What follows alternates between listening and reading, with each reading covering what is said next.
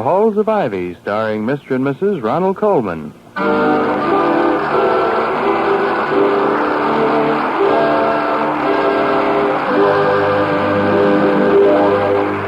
Good evening, this is Ronald Colman. Benita Hume. Inviting you to join us again on the campus of Ivy College. Now, the Halls of Ivy.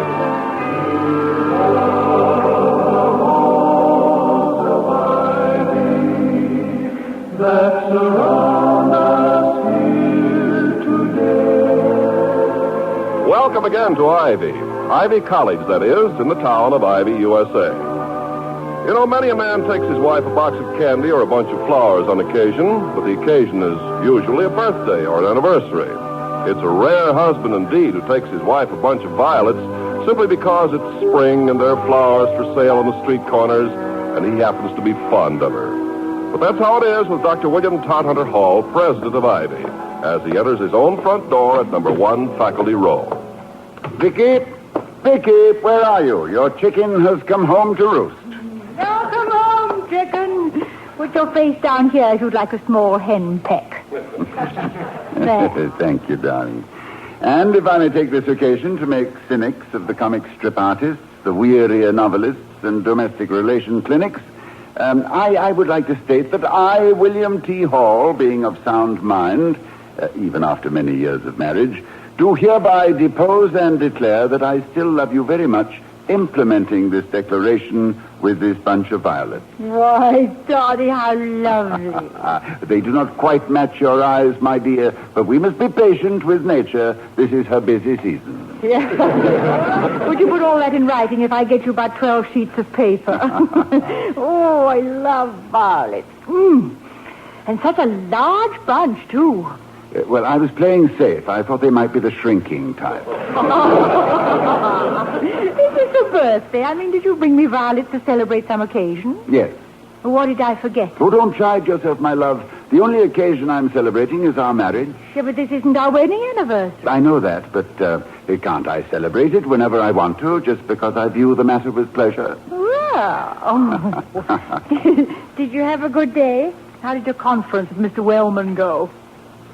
Darling, one does not have conferences with Mr. Wellman. One listens. Oh. Conferring with Clarence is equivalent to discussing balanced diets for the hungry tiger. You can't win. Has anyone called? Yes. A man named Follinsby called and wanted to know when you were going to return his trombone. Follinsby? Trombone? Don't worry about it. He had the wrong number. Oh. Then the cleaner called after that, and he said there was a tiny moth hole in the elbow of your grey suit, and should he reweave it? So I said, please do. Oh, Toddy, I'm afraid I don't take very good care of you. Moth holes in your suit. It's shameful, really. My dear woman, in the first place, that suit is at least 7 years old and should only be worn to riots, dogfights, and balloon ascensions. Secondly, I don't expect you to spend your waking hours hiding in closets with a cap pistol, frightening off marauding Lepidoptera. Thirdly, you take excellent care of me. Oh, then you don't think our marriage is a failure. Signed, Anxious. Dear Anxious, no, I do not. Signed, Aunt Beatrice. Now then, who else called? Oh, Professor Gardner and Dr. Otis. But that is, Dr. Otis called for both of them. She said they'd like to come and see you on a rather serious matter. Oh? I said about 4 o'clock would be safe. Well, it's almost 4 now. I wonder what's troubling them. Yeah, let's see. Now, Otis is anthropology, and what is Gardner? Paleontology. Oh, yes.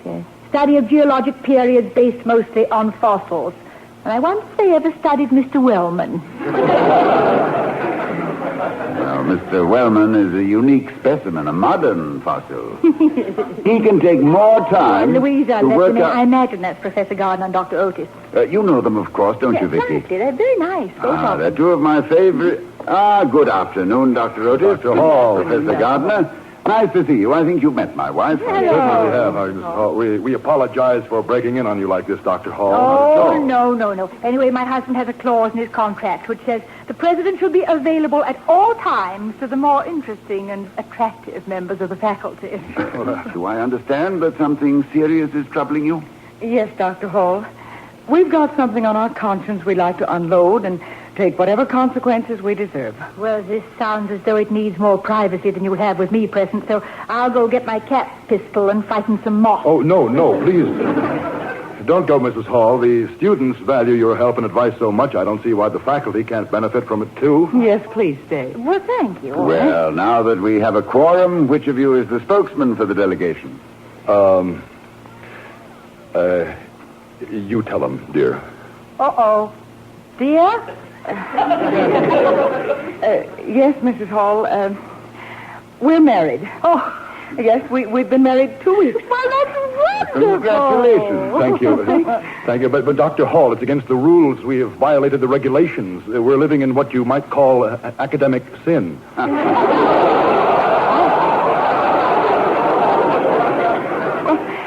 It was fun at first with no one knowing it, but... And then we realized we were being unfair and unethical, and it preyed on our minds, and so we decided to come and tell you. Oh, I appreciate that. And while matrimony as such is approved by most civilized people, in your case, I'm afraid our esteemed Board of Governors will consider it a serious breach of regulations. Will somebody please tell me what's going on here?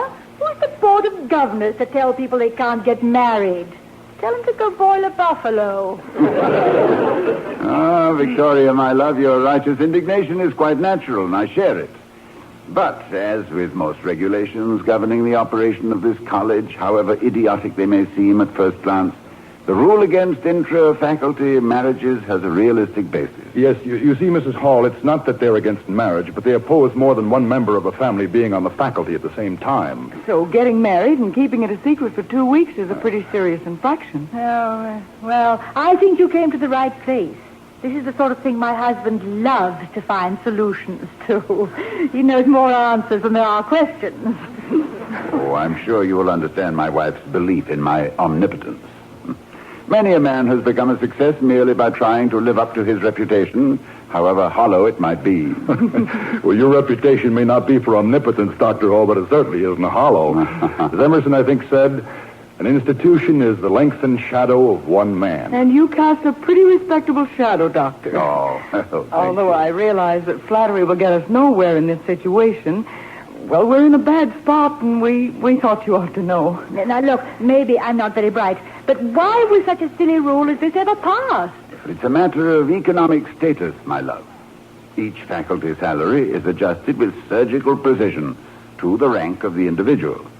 Thus, it is impossible for an instructor to make more than an assistant professor, or an assistant professor to make more than an associate professor, or an associate professor more than a full professor, and so on ad presidentem. You follow me? Yes, I'm following you, but I'm running like mad to keep up. Hypothetically, let us say that the two faculty members get married. Meet Mr. and Mrs. Hypothesis. As a result of this marriage, the family unit represented by this couple might have an income superior to that of, let us say, the dean of men. With a professionally inferior status and a financially superior one, resentments arise, protocol lies bleeding, and, according to the Board of Governors, Ivy College totters and crumbles into ruin. Well, maybe I'm being just hopeful, Dr. Hall, but you sound as though you don't agree. Oh, I believe in laws and regulations, but they are subject to reconsideration. And I've made frequent attempts to remove the one under discussion. Mrs. Gardner tells me that it's one of Mr. Wellman's favorite rules. Oh, come on now. You've been married to her for 2 weeks. You can call her Lucy. Thank you, Mrs. Hall. You see, if the rule is enforced against us, John can't very well stay at home while I go on teaching, even though he loves cooking and can sew on a button as well as the next. I don't think Mr. Wellman would like that either. I'm afraid you're right. And if you stayed home, Dr. Otis... Well, I'd be giving up years of work in my field and a book that needs finishing. I don't want to find a job at another school because, well, it may be just a foolish whim, but I just don't want to be separated from John or from Ivy. Oh, and Ivy doesn't want to be separated from either of you. Well, we'd like to try to keep it a secret for a while longer, but I don't think we'd succeed. In our present mood, we just want to tell the whole world about it. And when you're in that mood, marriage, like murder, will out. Toddy, from all the symptoms, I would say we're witnessing the onset of an acute form of successful marriage. Yes. Now, as old practitioners, we have a duty to perform. Most emphatically. Then will you take on our case, Dr. Hall? Well... Oh, we'd appreciate it very much.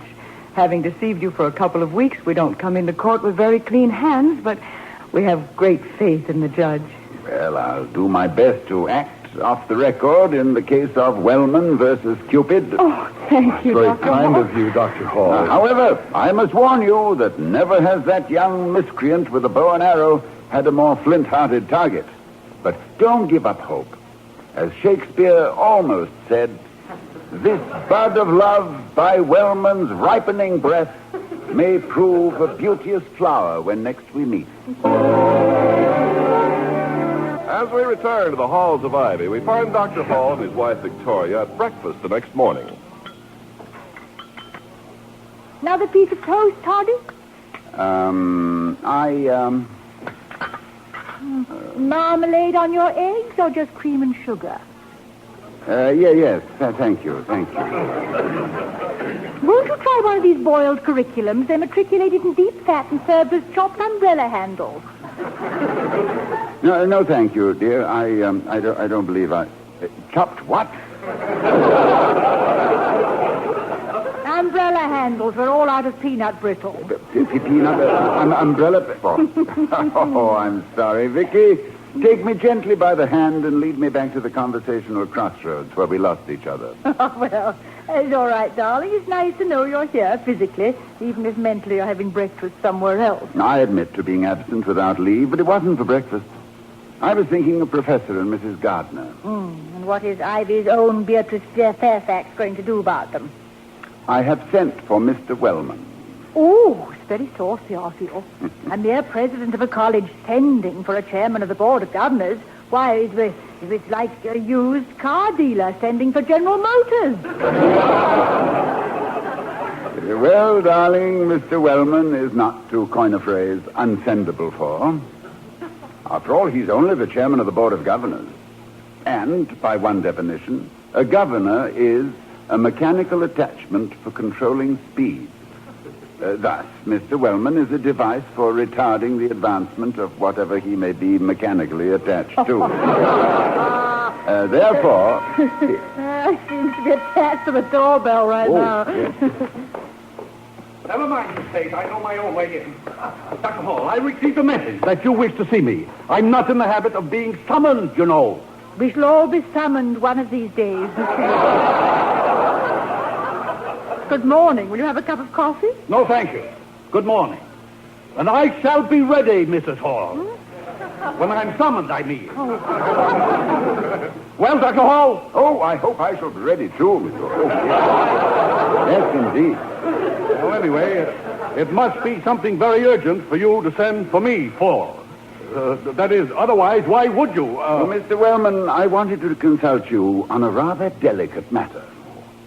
Well, that's different. Glad to be of help. After all, I am a man of considerable experience, and any time anything that requires delicate handling is something of which... What have you gotten yourself into now? I am only indirectly involved, Mr. Wellman, and perhaps you are also. Me? Involved? Nonsense. It's just gossip. It was perfectly innocent. I mean, there's no basis for scandal just because a man... After all, it was raining. And I only drove her 2 blocks. And good heavens, if a man in my official position can't give the dean of women... What is it you're talking about, Doctor? Professor John Gardner and Dr. Otis, Mr. Wellman. Remember them? Well, certainly. Don't you think I know the members of our own faculty? Fine young people. Credit to Ivy. Wish we had more like them. Well, in a year or two, you might get your wish, speaking by...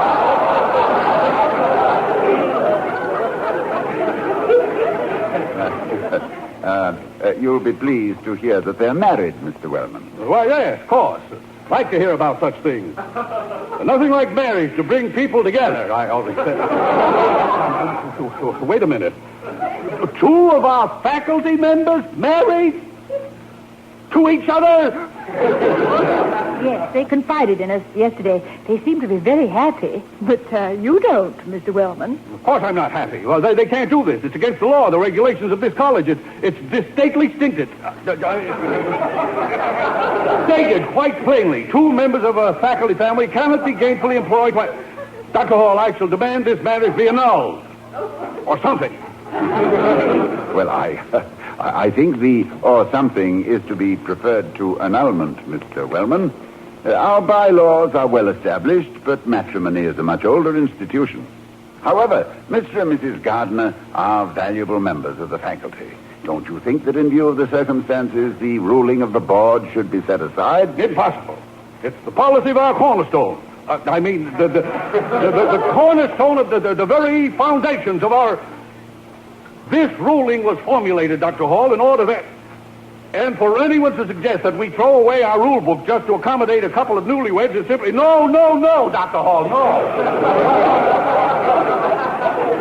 Mr. Wellman, now don't you understand what it means to these 2 people? They should have thought of that before they... No!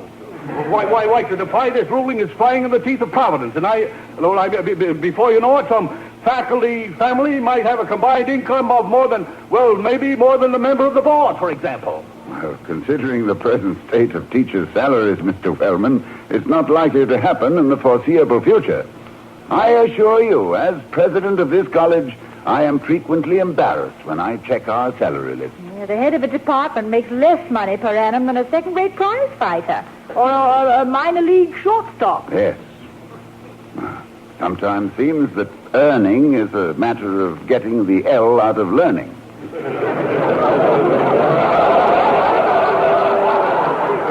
Nevertheless, Dr. Hall, we cannot compromise with a ruling that is basically... These people were familiar with the law, and if they chose to ignore it, I'm afraid they must take the consequence. What time is it? Oh, my goodness, I've got a meeting of the Finance Committee in 10 minutes, and they're in a very bearish mood, Dr. Hall. Very bearish. Well, as chairman of the board, Mr. Wellman, I'm sure you can tame the bears. Yeah, he can do better than that. He can make the whole thing unbearable.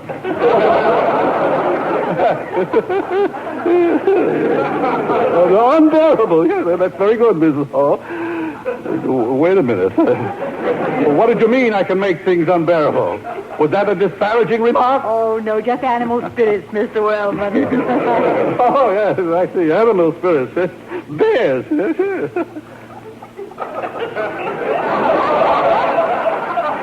I think I've been insulted. And I'll have to think it over. Well, goodbye, Mrs. Hall. I can find my own way out. Goodbye, Mr. Wellman. Toddy, it looks like you and Cupid have lost the first decision. Do you take the case on appeal? Well, I shall at least prepare a new brief. Legal battles are a little out of my province, darling, but I'll do my best as an attorney. As Dr. Johnson said of a woman's preaching, it is like a dog walking on his hind legs. It is not done well, but you are surprised to find it done at all.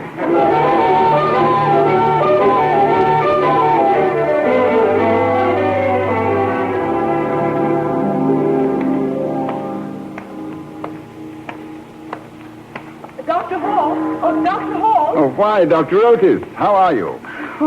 A little anxious. John and I were wondering how our case is going. Well, having failed in the initial direct attack on our chairman, I am preparing an enveloping movement. It's an elaborate maneuver in which you slip around the side, find the chink in the armor, lower your visor, raise the halberd, and let the old boy have it in the neck. Smite him hip and thyroid. Where is his particular chink, Dr. Hall? Well, after years of experience, I have found that it is located between his flashing sword of economy and his brassy breastplate of pride in ivy. And there is a shaft speeding directly toward that point.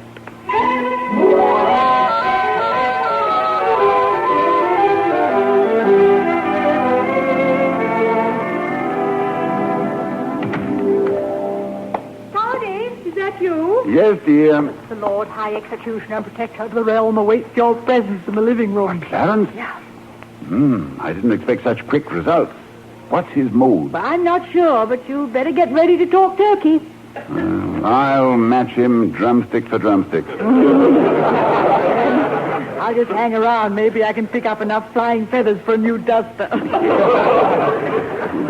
Good afternoon, Mr. Wellman. Dr. Hall, I've been waiting here for a good 15 minutes. I mean a bad 15 minutes. And I have no time for any explanation. Oh, I shan't ask you for any, Mr. Wellman. Well, good. But perhaps you can explain this. Oh? The memo you sent me, adding $5,000 to the estimate of the faculty payroll for the next year. Ah, yes, of course. Well, since Professor Gardner and Dr. Otis are married, they cannot both be on our faculty next year. Regulations, you know. Your regulations, I believe, Mr. Wellman. It certainly is. Worked it out very carefully, word for word. Of course, the Gardners would both prefer to stay at Ivy, Mr. Wellman, but they're reluctantly considering employment elsewhere.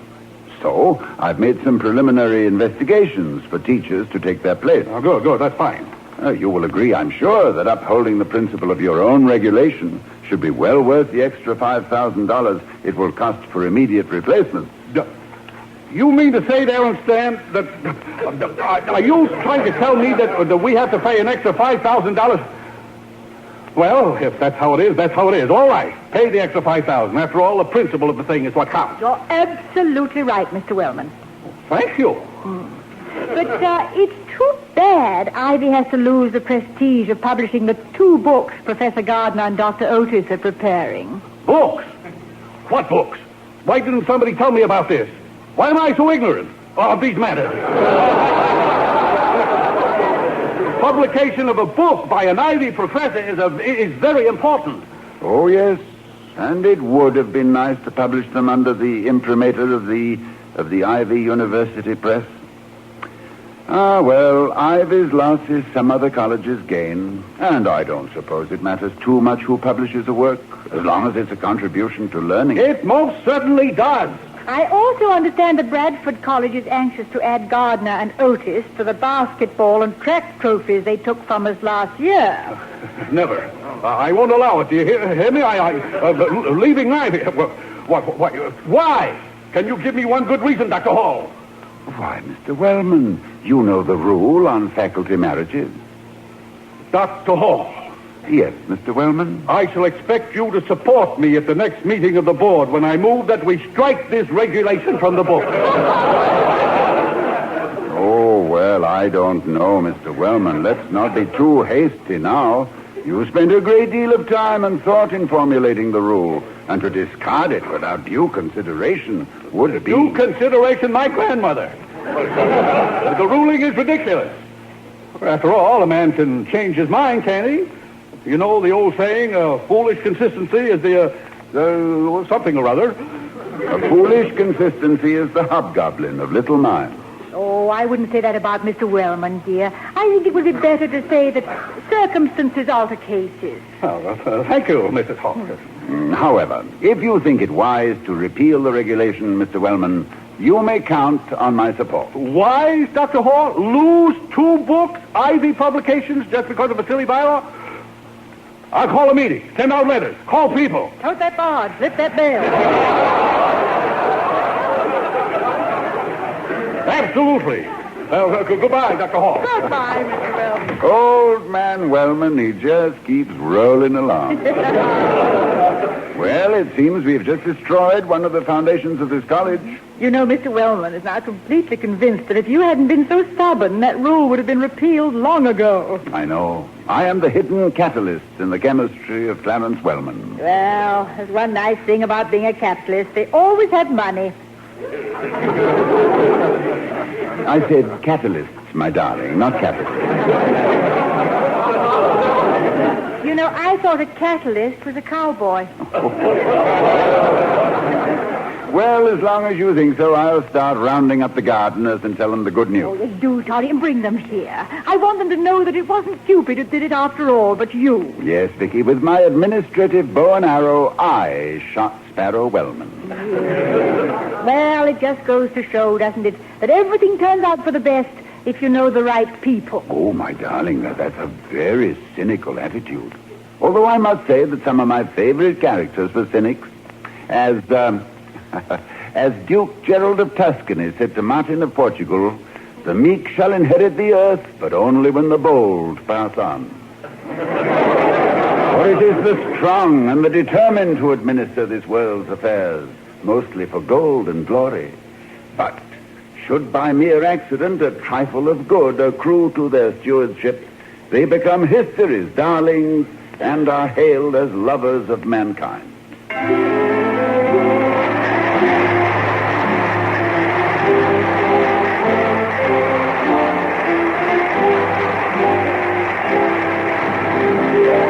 Oh, we love the halls of ivy that surround us here today. This production of The Halls of Ivy was broadcast with an actual audience present in the studio. We meet for